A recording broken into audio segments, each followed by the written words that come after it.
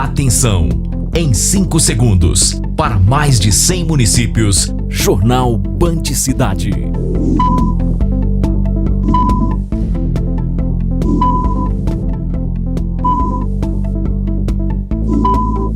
Zema. Em campo, mais condições e facilidade. Um show de bola Zema. Familiares e amigos protestam contra a ação da polícia que terminou com um homem morto em Uberaba. Ministro do Desenvolvimento Agrário entrega máquinas do PAC 2 em Uberaba e participa do fechamento da FEMEC em Uberlândia. No futebol, os detalhes da fase final do Mineiro. No vôlei, os preparativos do Praia Clube para o segundo jogo dos playoffs da Superliga Feminina. E você vai ver uma receita de torta de bacalhau para fazer nesta quaresma. O Band Cidade já está no ar.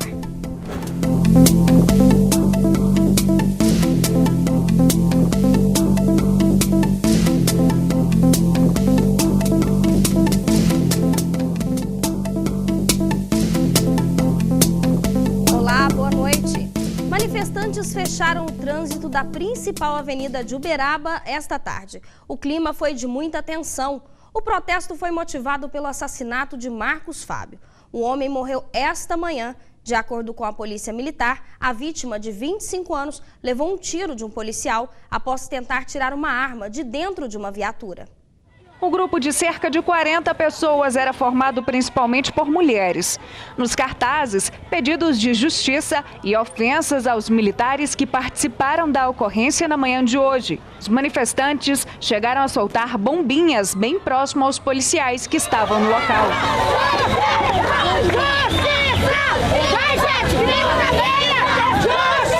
A polícia acompanhou tudo de perto. Eles só interferiram quando os manifestantes fecharam uma das pistas da Avenida Leopoldino de Oliveira. Mas não adiantou. Eles foram para o outro lado e qualquer material servia para formar a barricada. O protesto foi motivado pelo assassinato de Marcos Fábio Prata Teodoro, de 25 anos. O crime aconteceu esta manhã. Um policial o atingiu com um tiro na cabeça. Houve um acionamento, de denúncias através do Copom de que havia indivíduos tentando extorquir comerciantes e indivíduos passavam na avenida. A viatura do CPU deslocou ao local e, fazendo uma abordagem, houve reação por parte de um dos indivíduos que estavam sendo abordados. Ele saiu do local determinado pelos policiais para a abordagem e tentou se apoderar de uma arma de fogo que estava no interior da viatura. Essa versão apresentada pelo policial, algumas testemunhas corroboraram. 4 envolvidos na mesma ocorrência foram detidos. A namorada da vítima contesta a versão dada pela polícia. O caso deverá ser apurado. O militar que deu os tiros foi recolhido ao quartel. E o procedimento em relação ao policial militar que adotou que fez essa ação, ele será submetido a um processo, um auto de prisão em flagrante que é previsto em lei, na verdade é determinado por lei, e nós encaminharemos isso à Justiça Militar no caso, para que avalie aí os excludentes de ilicitude, que são o estrito cumprimento do dever legal e uma legítima defesa, tendo em vista que a pessoa que é marginal conhecido na cidade por tráfico de droga e outros mais, ele tentou se apropriar de uma arma da Polícia Militar, com o objetivo, obviamente, de atentar contra a integridade dos policiais militares que estavam no local. O pré-candidato ao governo de Minas, Pimenta da Veiga, esteve hoje em Uberaba. O que rolou por aí, Gabriela Almeida? Boa noite. Boa noite, Larissa. O pré-candidato do PSDB fez uma visita oficial à Câmara de Vereadores. Ouviu as demandas regionais e falou também dos seus projetos. O líder do movimento Todos por Minas já está em campanha política pelo estado. Pimenta da Veiga se reuniu durante esta tarde com correligionários do PSDB em Uberaba. Ele relembrou a última vez que esteve na cidade. Foi durante a visita do governador Anastasia para anunciar a vinda do gasoduto. Quero falar um pouco sobre a decisão da construção do gasoduto. Foi uma decisão corajosa do governador Anastasia, porque envolve 2 bilhões de reais de recursos, portanto, é o maior investimento recente de Minas Gerais e ele decidiu porque não poderia faltar a Uberaba. O projeto exige um grande aprofundamento técnico, mas não há nada que impeça a execução dele. Hoje tem esporte aqui no Band Cidade. Daqui a pouco você vai ver como estão os preparativos de Cruzeiro e Atlético para a rodada decisiva do Mineiro. E o Praia Clube tem jogo de vida ou morte amanhã na Superliga Feminina de Vôlei.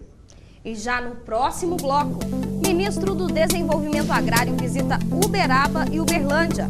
Nós voltamos em instantes.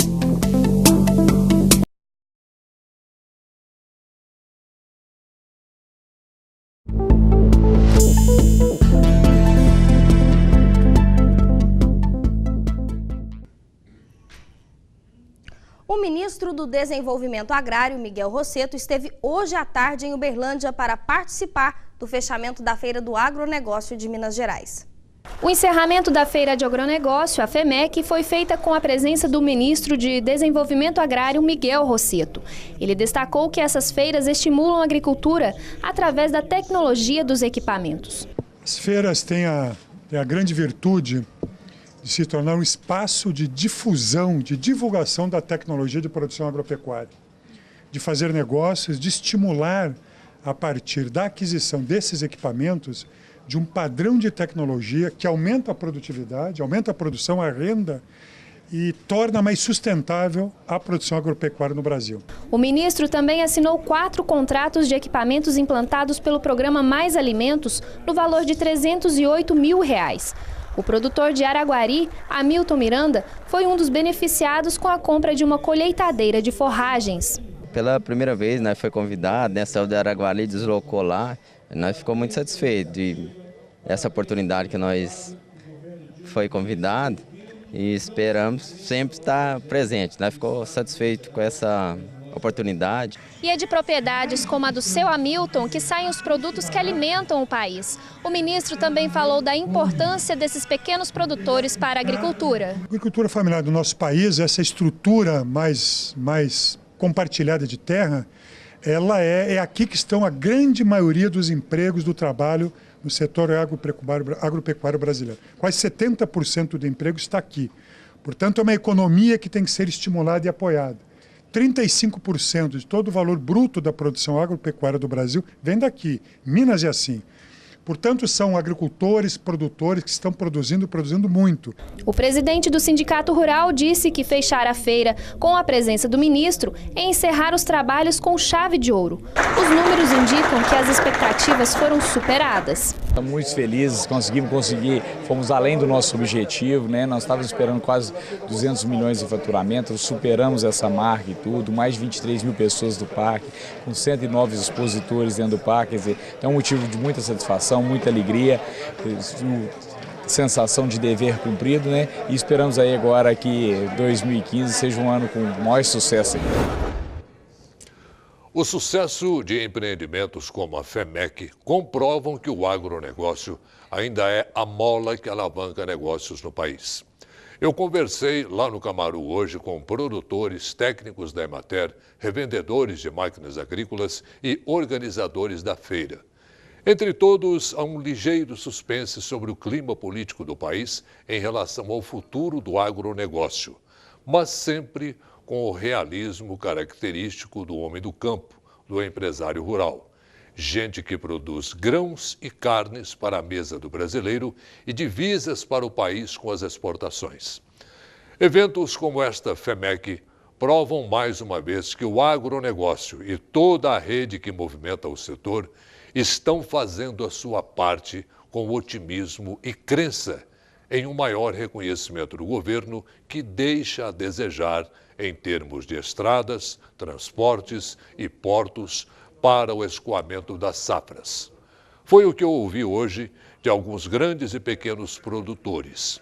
Não é nenhuma novidade, é uma cantilena antiga que entra e sai governo, se repete sem nenhuma ação prática. Enquanto isso, do lado de dentro das porteiras, reina o Brasil que produz. Do lado de fora, o desperdício e a falta de planejamento traduzido em prejuízos para todos. Uma pena. Larissa. Obrigada, Orley.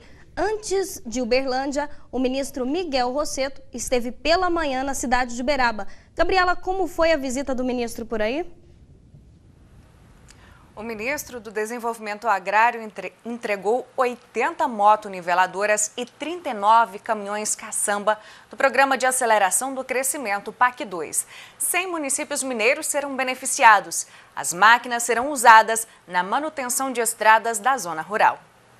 Os equipamentos serão usados para reforçar a reestruturação produtiva dos agricultores familiares da região. Valorização dos nossos municípios, todos os nossos municípios até 50 mil habitantes, os pequenos municípios do nosso Brasil, que tem uma economia muito baseada na agropecuária. O presidente Dilma, com esses investimentos em máquinas para melhoramento das estradas vicinais, busca melhorar as condições do escoamento da produção agropecuária e, com isso, melhorar a renda dos produtores e estimular o aumento da produção. Também, boas estradas permitem uma maior integração entre essas comunidades. O que o governo federal e o que a presidente Dilma buscam com esta entrega desses equipamentos é melhorar a qualidade das estradas vicinais, melhorando o escoamento de produção, integrando comunidades e qualificando os nossos municípios. As 80 motoniveladoras e os 39 caminhões caçamba que foram entregues representam um investimento de aproximadamente 59 milhões de reais. Isso aqui é para a nossa região um ganho muito grande. Eu, quando assumi a prefeitura de São Gonçalo do Abaeté, a gente tinha só uma máquina, a máquina velha. Hoje a gente já está com 3, 2 já através do governo federal. Então a gente tem que agradecer muito porque as coisas estão melhorando, né? As nossas estradas vicinais, os nossos produtores, principalmente os nossos produtores, a gente está investindo muito para escoar suas produções e eles estão agradecendo. Desenvolvimento, né? Um apoio muito grande que nós, prefeitos, recebemos da presidenta Dilma, do governo federal. As dificuldades que nós temos no dia a dia são enormes. E essas máquinas, sem dúvida, vão facilitar um pouco, vão amenizar um pouco essas dificuldades. As chuvas têm marcado o mês de março. Em muitas cidades, o volume já ultrapassou a média esperada. E as nuvens carregadas continuam sobre o estado. Veja então como fica o tempo neste fim de semana, agora no mapa. O céu fica parcialmente nublado no sul do estado. Já no Triângulo Mineiro, Alto Paranaíba, Noroeste e Norte de Minas Gerais, sábado será de céu nublado com pancadas isoladas de chuva. As temperaturas diurnas estarão amenas em todo o estado. Depois do intervalo tem futebol aqui no Band Cidade. Você vai ver como está a preparação dos times para a fase final do Mineiro. E ainda, uma receita de torta de bacalhau para fazer nesta quaresma. A gente volta já já.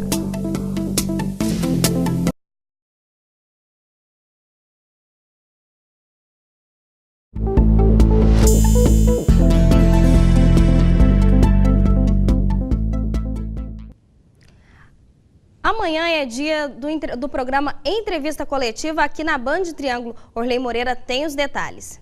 1/4 dos dentistas de todo o mundo estão no Brasil, mas continuamos um país de desdentados. Em nossa região, são mais de 2.000 dentistas para 2 milhões de pessoas. A ética, direitos e deveres na odontologia. É o que vamos debater na entrevista coletiva deste sábado, a partir das 18h50, aqui na Band Triângulo. Esperamos você. Hora de esporte aqui no Band Cidade. Os finalistas do Campeonato Mineiro serão definidos neste fim de semana. Ronei Bentes, parece que não vai ter surpresa. Vai dar Cruzeiro e Atlético mais uma vez. Boa noite. Boa noite, Larissa. Boa noite a todos. É verdade, né? Não vai, ao contrário que aconteça aí algum acidente de percurso, deve dar Cruzeiro e Atlético na final do Campeonato Mineiro mais uma vez. Os 2 jogos das semifinais serão realizados em Belo Horizonte. No Mineirão, o Cruzeiro recebe o Boa e no Estádio Independência jogam Atlético e América.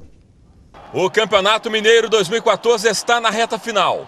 Começou com 12 clubes, 4 se classificaram para a semifinal. No primeiro jogo entre Atlético e América, o Galo venceu por 4-1. Pode perder o de volta neste domingo por até 3-0. O Cruzeiro ganhou do Boa Esporte por 1-0 em Varginha. Até uma derrota pelo mesmo placar domingo, garante o time celeste na final. Estamos na edição de número 100 do Campeonato Mineiro, claro, uma edição especial. Curiosamente, já houve 102 campeões.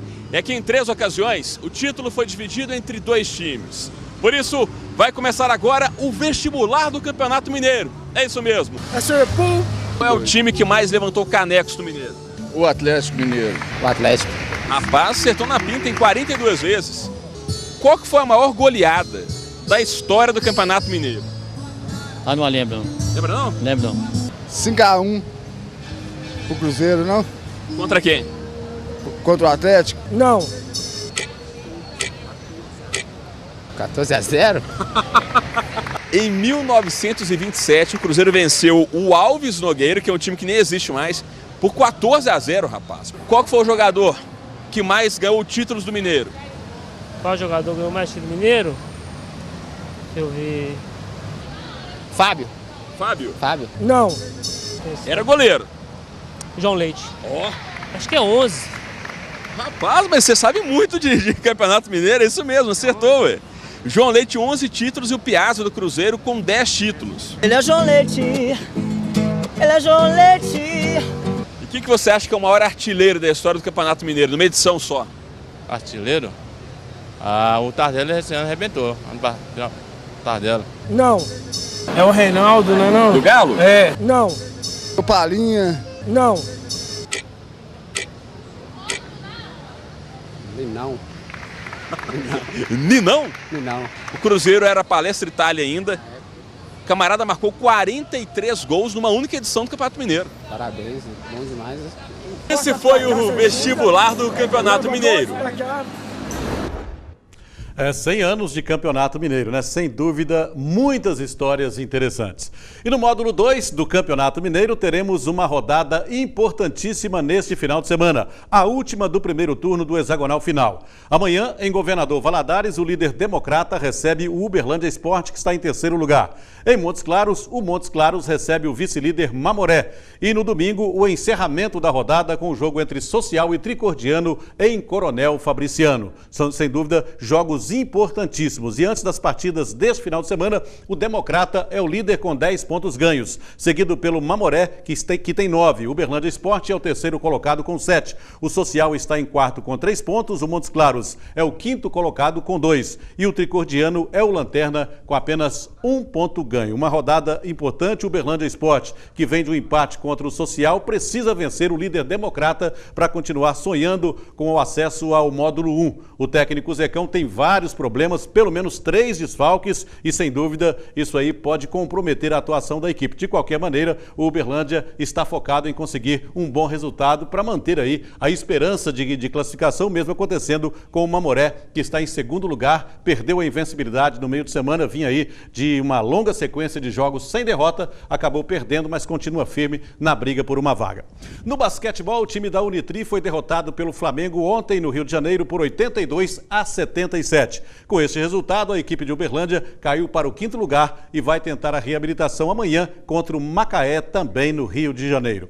E no voleibol, o Praia Clube faz amanhã a segunda partida contra o SESI de São Paulo, pelos playoffs da Superliga Feminina. Como perdeu a primeira partida, a equipe de Uberlândia precisa vencer para provocar o terceiro jogo.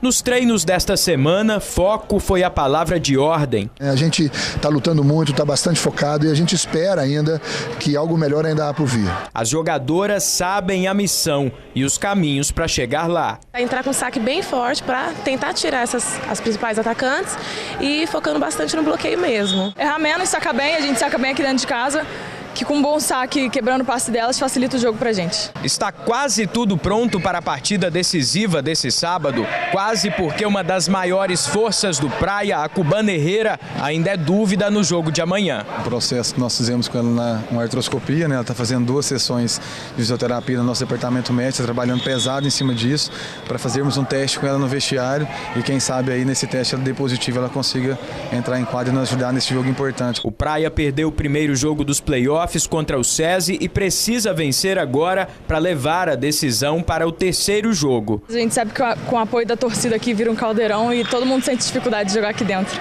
Vamos aproveitar isso aí.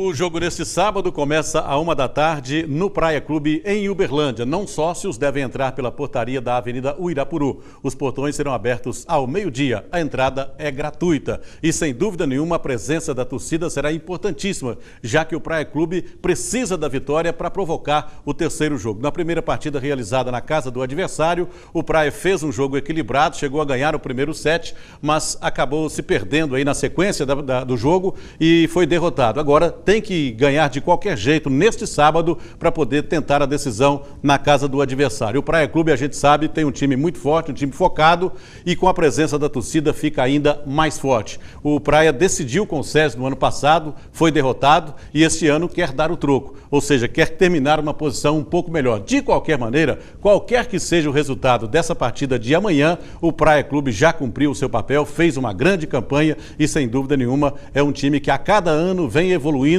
e vem melhorando sob o comando do técnico Spencer Lee, que também vem mostrando a sua competência. Este ano contou com jogadoras experientes, teve alguns problemas de contusão durante a Superliga e isso, sem dúvida nenhuma, comprometeu a campanha da equipe. Mas, de qualquer maneira, o Praia está de parabéns pelos resultados que conseguiu até agora nessa Superliga, viu, Larissa? Obrigada, Ronei. Até segunda-feira, o consumo de pescados aumenta no período da quaresma e é nessa época que os comerciantes comemoram as vendas. Já os consumidores pensam em diferentes receitas para fazer em casa.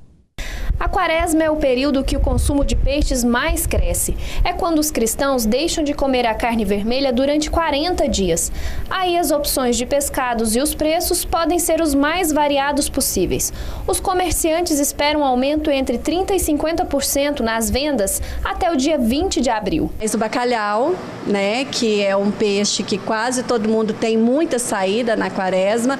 A tilápia, que já é um peixe bem conhecido também, né?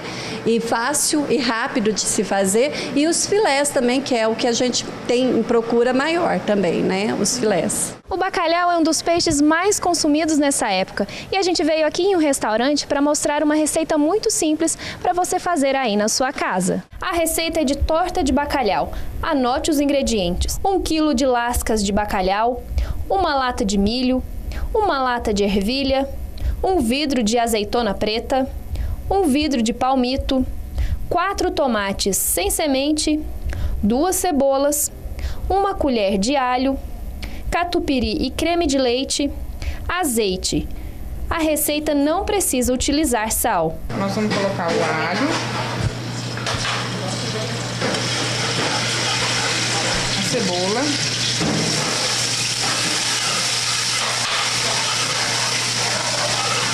tomate sem pele, sem semente.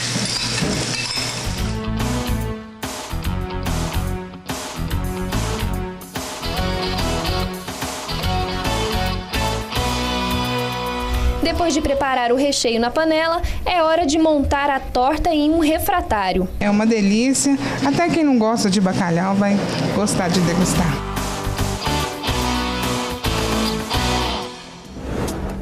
O Band Cidade fica por aqui. Você fica agora com as notícias do Brasil e do mundo no Jornal da Band. Boa noite e um bom fim de semana para você.